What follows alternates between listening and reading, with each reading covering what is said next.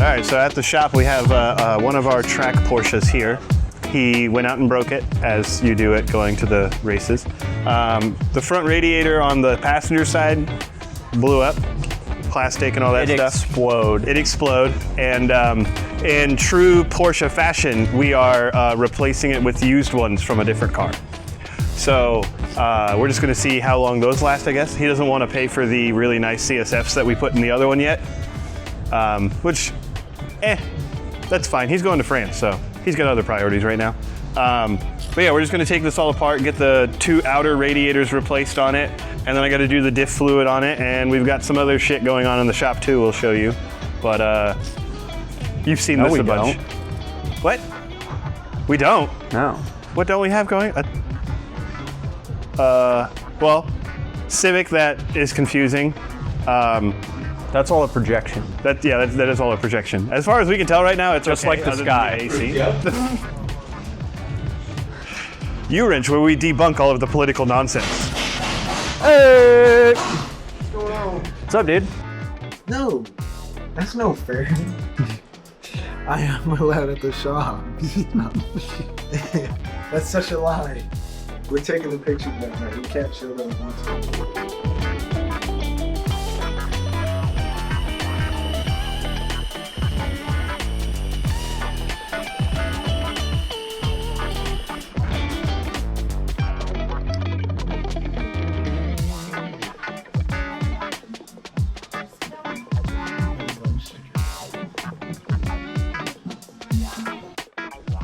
Do you have the engine mount on the cross member or on the engine? Oh, on the cross member. Okay. Here's my light.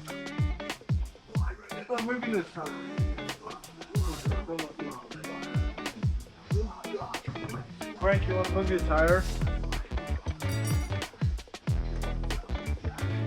Come up just a little bit.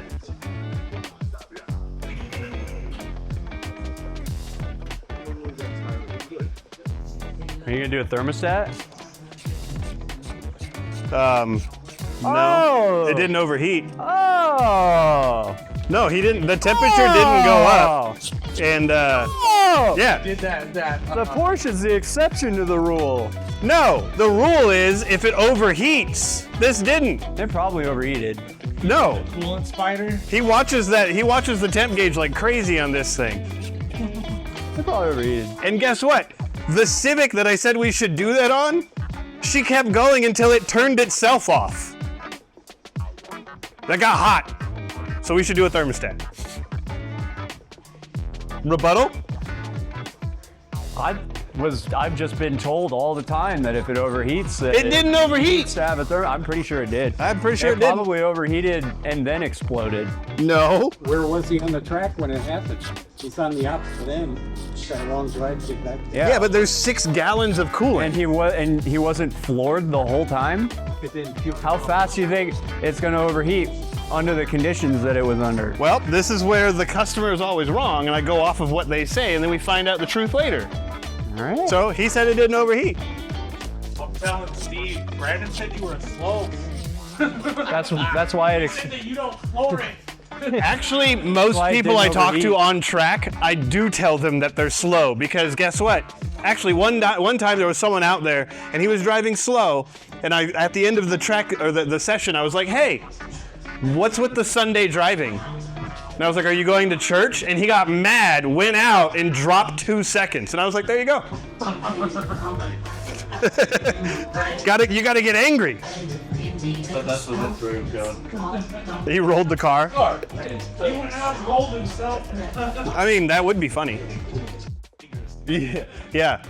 Well, the last time he did this, It fell out from under me. yeah. Do we have this stuff unhooked up here now? Yes, that stuff is all unhooked up there. Okay. But I want to get that strap on. The only problem is it's got to come down first in order to get it around.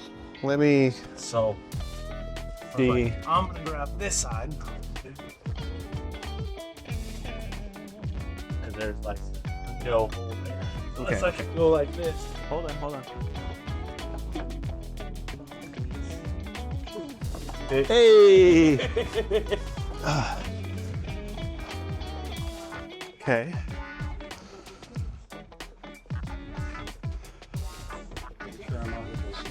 Yeah. Yeah, you can ask Tony on a personal level how it was without a strap last time, because he thought that he could do it without a strap. Very scary. You want to make sure whenever you're working on a car that you have a strap on.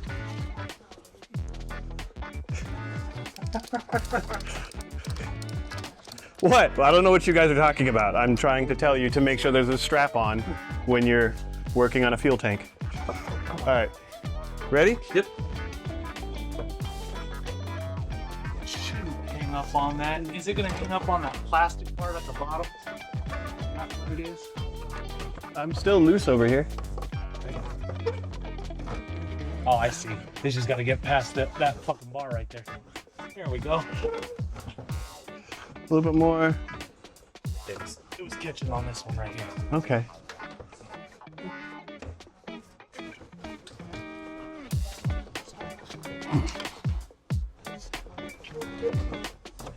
Nope. It is not wanting to come this way now. It's still doing that. No. Fucking, What we got? I know that valve sits right there behind it. Yeah. So, all right. Well, I'll take that down again. All right, well, at least this is gonna stay. Yeah. All right, back to the Porsche.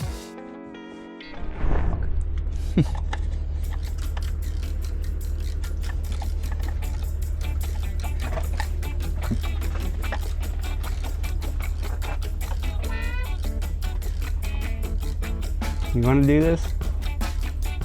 'Cause I don't. What's going on? It's this stupid flip car. Shouldn't have bought it. Needed way too much. But what are you gonna do? Did the valve cover gasket on it, rebuilt the power steering pump, replaced the distributor, replaced the idle air control valve. Something else was leaking oil, we fixed that, I can't remember what it was. Recharged the AC, put belts on it, did an oil change, and pretty sure it needs a cap and rotor, so.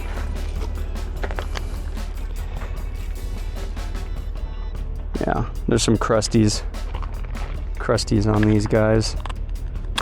And also it had shitty old Omni spark plug wires that were like falling apart in your hand as you like pull them off. There's literally like chunks of them coming off and shit. And they wouldn't click onto the plugs anymore, so put some Denzos on it with some nice cap and doing the rotor right now. If I can, I gotta turn the motor over. But I bet you the battery's dead.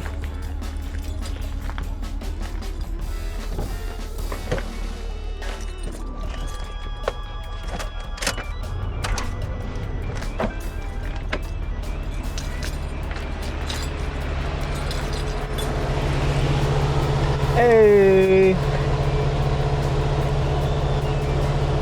Alright, well, at least I can get to it, but that's on there.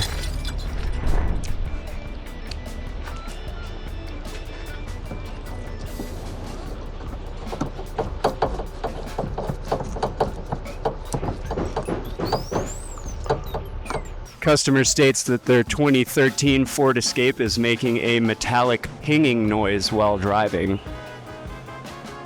Technician found that the intermediate shaft bracket has failed, causing the bearing to wear a groove in it.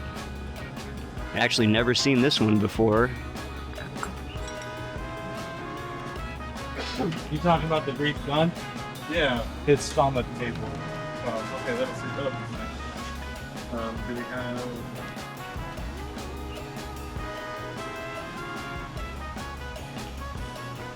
Today we got this Mazda 2 here. I actually really like these cars a lot. I think they're super great, affordable, little good transportation, real reliable. This one actually has a feature that I didn't know came standard on these from the factory. It's actually a Bluetooth engine mount. There's nothing that affixes it together. But somehow it still works. Not a customer complaint to be found. Yeah. We just know. Fred looked down and went, "That's a lot of metal dust." And then we tried to tighten it and we found out it no tighten.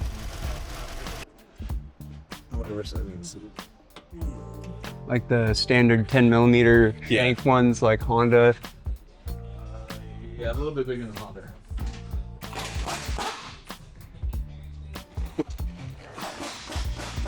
We grabbed the last out of the bag that wasn't. Yeah. It's not these.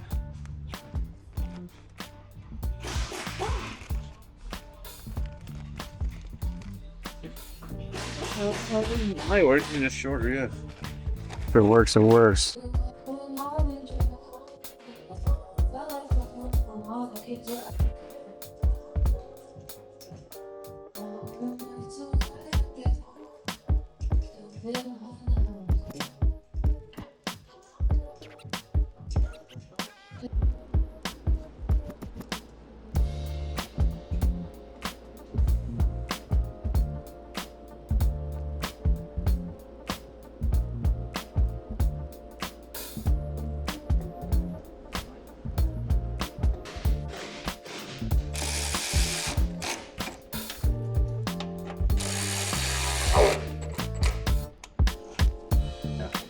Okay, so then yeah, we close the hood, slide it over as much as we can, and then tighten that one down, lift it, tighten the other one, and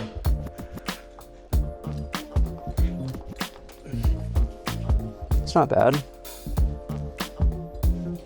That's about even on both sides. Yeah.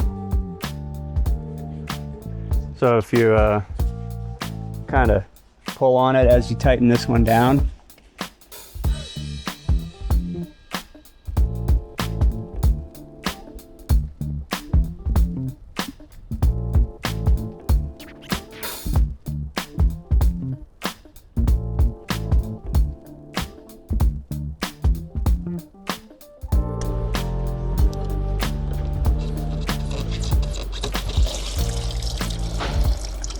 there we go.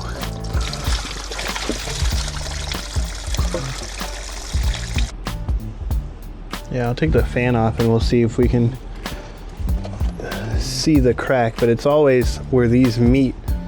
And when I first pulled it in to look at it a couple days ago, you could see where it was just wet along that seam underneath where the metal crimp is.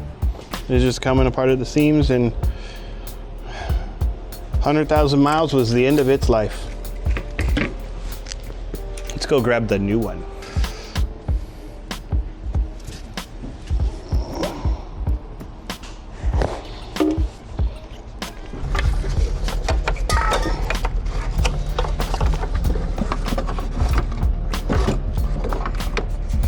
Customer states that their Fiat 500 was low on coolant.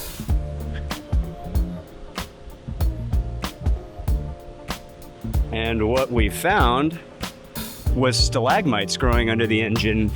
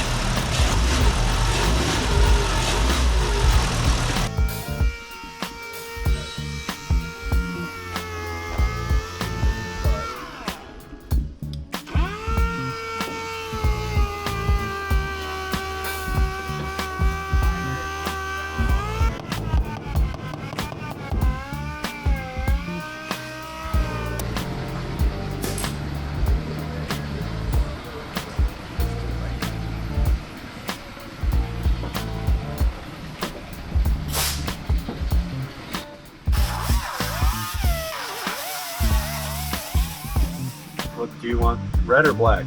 Doesn't matter. Wait, so how the fuck? So I just hold it in here? Yeah. Okay. 0.7, 0.6.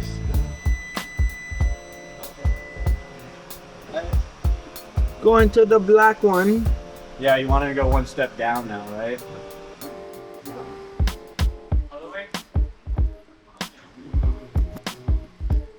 So this is my 93 Honda Civic, and I'm letting Chris. Shut it. Holy crap, look at your face already. Did you fall down? No, I put my face in the. Anyway, I'm letting him do the rear brakes on my car. Scared. I don't even know what I'm doing. Yeah, that's what I'm afraid of. I'm kidding. Not that dumb. All right, customer states AC doesn't work. So we start looking at it, we go over everything.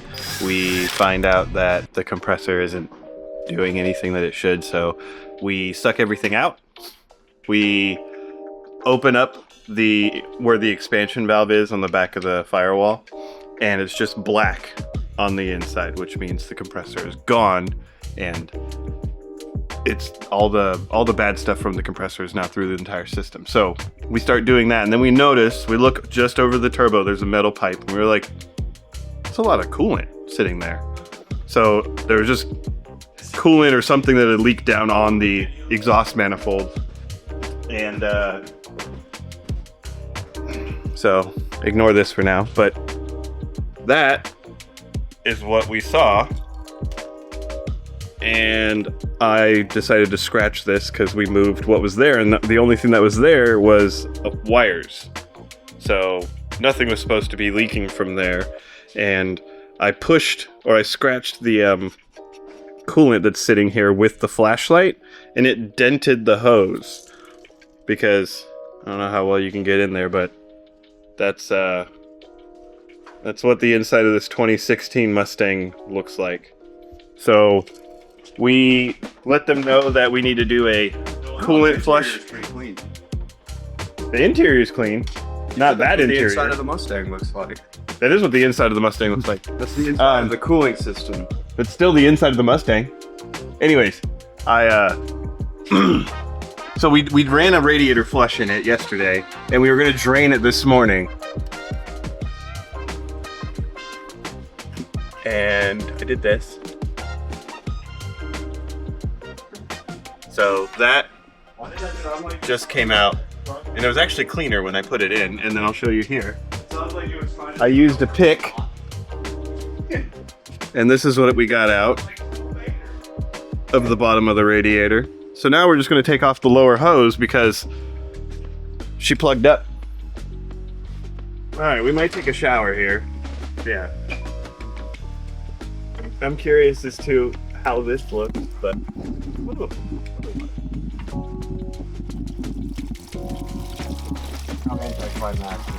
yeah, because I can just move the hose back a tiny bit.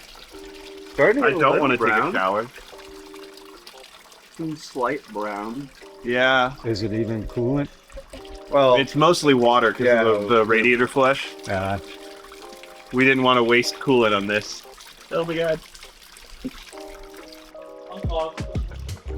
No, it's still clogged. That's for sure. It's just this side of the radiator isn't clogged. All right, so what we're gonna do here, because all this came out and there's just a little bit of brown water coming out. I'm gonna put the hose back on. We're going to put the pressure tester on it and leave the petcock out for the drain, and then hopefully blow out whatever's left in the radiator out the drain. There she is.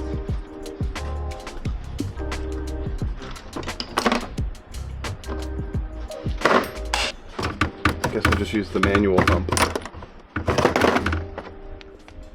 Put 150 psi in there. Dude, the worst idea. Literally the thing that moves the easiest. Yeah. I just didn't want to walk around the shop. Another OSHA violation. Shut up, OSHA.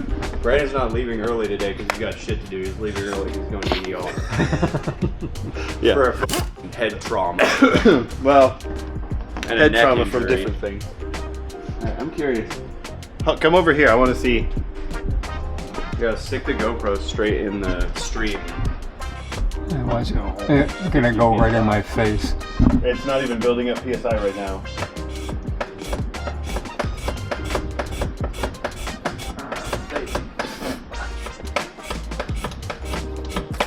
Whoa, whoa. There's the brown goat. All right, that took 8 psi.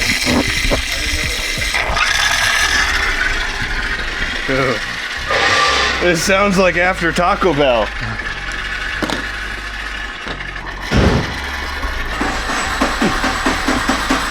Well, and on that note, you guys have a good weekend.